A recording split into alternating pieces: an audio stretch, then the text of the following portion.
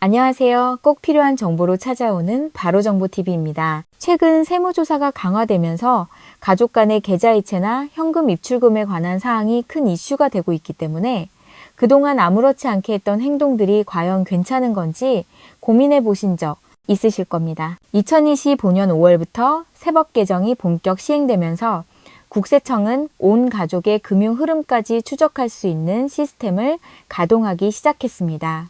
게다가 세무공무원이 탈루적발 시 최대 2천만 원의 포상금까지 받게 되면서 그야말로 세금과의 전쟁이 시작되었다고 해도 과언이 아닐 텐데요. 이제 더 이상 피해갈 수 없는 상황들이 속출하고 있습니다. 중요한 건 더 이상 상위 부자들에게만 해당되는 내용이 아니라는 겁니다. 지난 2년간 90조 원의 세수 부족 사태로 인해서 전례 없는 단속이 시작된 것이라고 볼 수 있는데요. 5월부터 달라지는 세무 시스템, 가족 간 계좌이체 시 주의할 점과 대처 방법까지 반드시 알고 계셔야 할 내용들로 준비했으니까 꼭 끝까지 시청하셔서 도움이 되시길 바라면서 바로 시작하겠습니다. 시청하시기 전에 구독과 좋아요, 알림 설정으로 응원해 주시면 큰 힘이 됩니다. 먼저 가족 간의 계좌이체 시에 대해 많은 분들이 하고 계시는 잘못된 정보가 바로 국세청에 바로 통보된다는 건데요. 이건 사실이 아닙니다. 원칙적으로 가족 간 이체는 국세청에 자동으로 통보되지 않습니다. 국세청도 함부로 개인의 금융정보를 열람할 수는 없어요.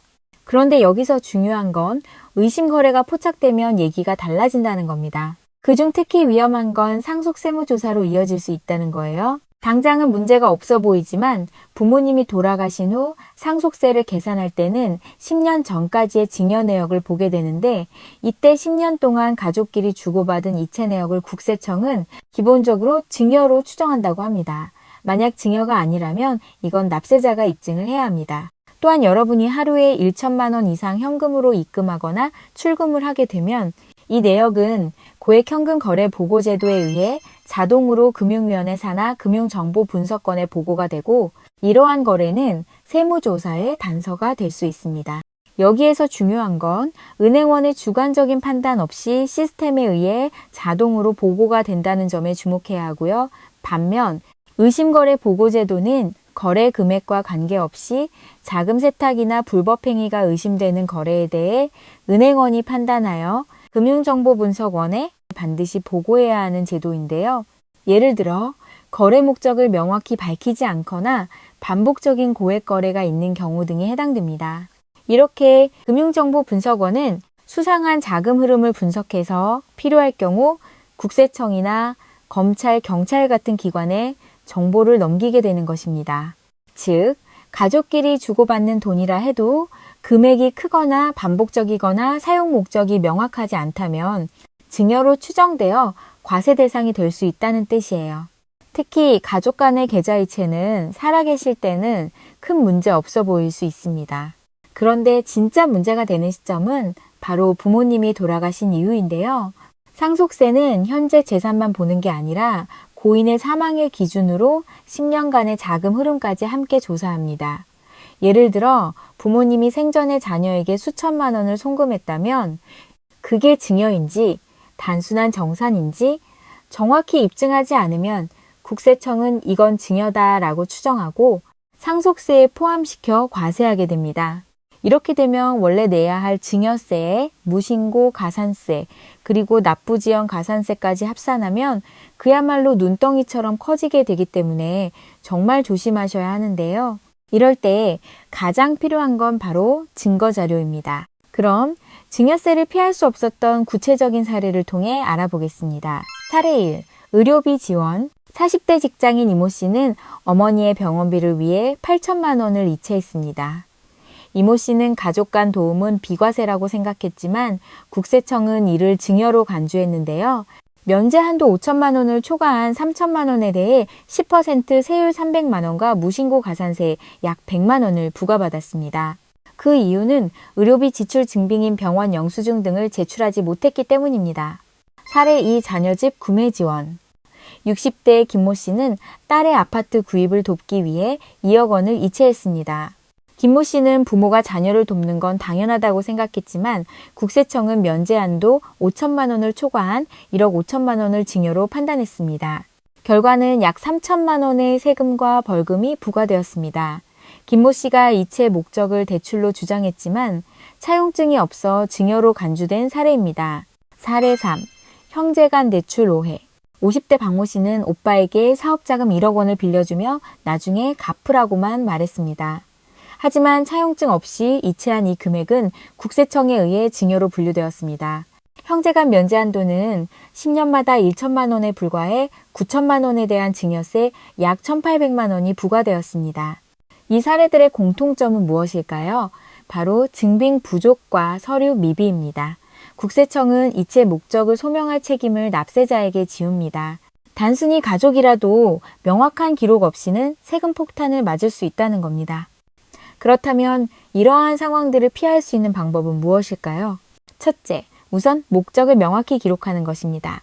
이체 시 송금 메모에 의료비 지원, 교육비 등 목적을 기재하시고 그에 해당되는 병원 영수증이나 학원비 내역 등 증빙 서류를 꼭 보관하셔야 하고요.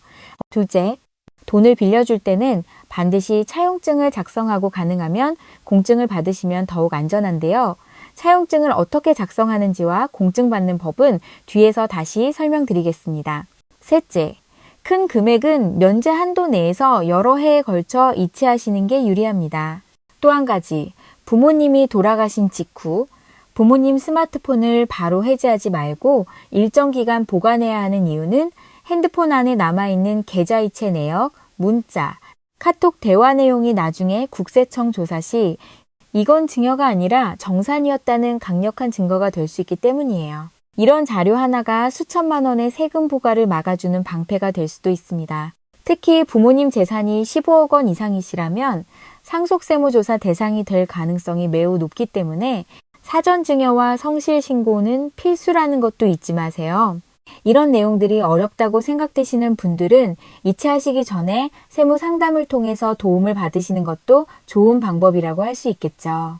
계좌이체뿐만 아니라 최근 주택 매매나 전세금 관련된 세무조사를 받게 돼서 곤혹을 치르는 분들이 많다고 하는데요. 기준도, 예외도, 예고도 없다. 최근 세무업계가 국세청의 부동산 관련 세무조사를 두고 한 말이라고 합니다. 급등하는 세무조사 때문에 부동산 거래 이력이 있는 사람들이 공포에 떨고 있다고 하는데요. 이젠 전세금도 안전하지 않습니다. 예를 들어 고액 전세 계약을 맺었는데 자금 출처를 소명하지 못하면 불법 자금으로 의심받을 수 있게 되는 것입니다.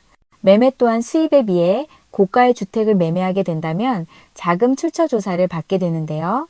이것은 국세청이 수시로 소득 규모와 금융 흐름까지 추적할 수 있는 시스템을 가동하기 때문입니다. 이런 상황에 더불어 세무공무원 포상제도에 대한 불만이 커지고 있습니다.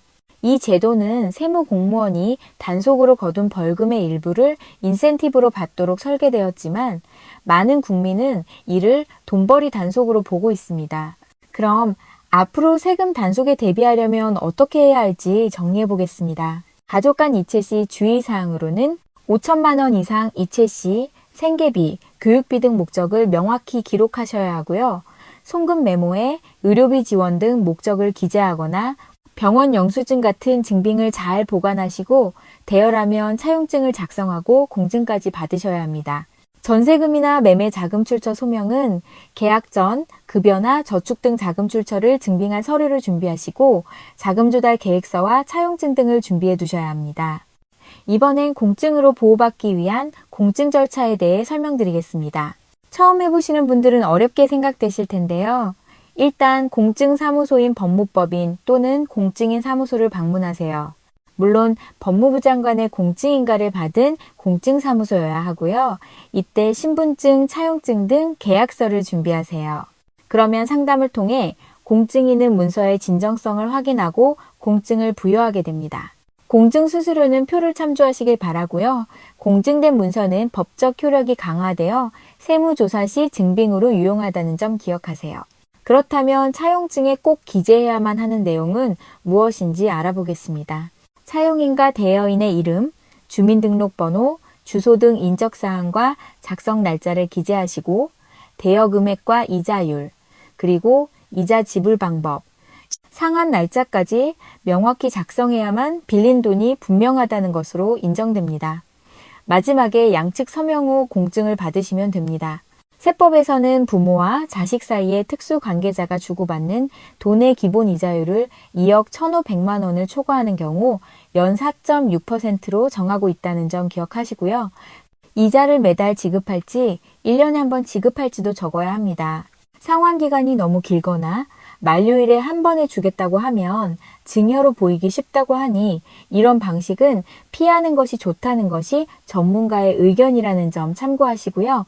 이렇게 공증을 마치셨다면 이자를 설정한 경우 정기적으로 이자를 지급하고 이체 내역을 남기는 등 약속을 이행하고 있다는 것을 증명하는 것이 아주 중요하다는 거 꼭 기억하시기 바랍니다. 오늘은 요즘 중요하게 거론되고 있는 가족 간 이체와 세금 문제에 대해 알아봤는데요. 이제 가족끼리 돈을 주고받는 일도 절세 전략이 필요한 시대가 되었습니다.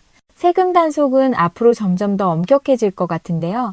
철저한 기록과 준비만이 억울하게 세금을 내는 일을 예방할 수 있다는 점 잊지 마시길 바라면서 오늘 준비한 영상 마치도록 하겠습니다. 긴 시간 시청해주셔서 감사드리고요. 영상이 도움이 되셨다면 구독과 좋아요도 부탁드립니다. 오늘도 건강하고 행복한 하루 되세요. 감사합니다.